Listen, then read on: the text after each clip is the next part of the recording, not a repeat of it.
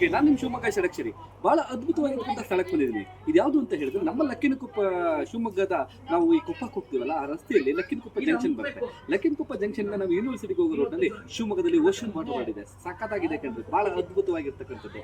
ನಾವೆಲ್ಲೋ ಹೋಗ್ಬೇಕು, ಬ್ಯಾಂಗ್ಳೂರ್ನಲ್ಲಿ black thunder, Ooty, fun world ಅಂತೆಲ್ಲ ಹೋಗ್ತೀವಲ್ಲ, ಅದಕ್ಕಿಂತ ಸಖತ್ತಾಗಿ ನಮ್ಮ ಶಿವಮೊಗ್ಗದಲ್ಲೇ ಇದೆ. ಶಿವಮೊಗ್ಗದಲ್ಲೇ ಎಂಜಾಯ್ ಮಾಡ್ಬೋದು. ಬರೀ 500 rupeesಗೆ ಎಂಟ್ರೆನ್ಸ್ ಫೀಸು. ತುಂಬಾ ಚೆನ್ನಾಗಿರುತ್ತೆ, ಇನ್ಕ್ಲೂಡಿಂಗ್ ಲಂಚು. ಏನಂತ ಹೇಳಿದ್ರೆ ಊಟನೂ ಸಮೇತ ಸಿಗುತ್ತೆ. ವೆಜಿಟೇರಿಯನ್ ಊಟ ಬಹಳ ಚೆನ್ನಾಗಿರುತ್ತೆ.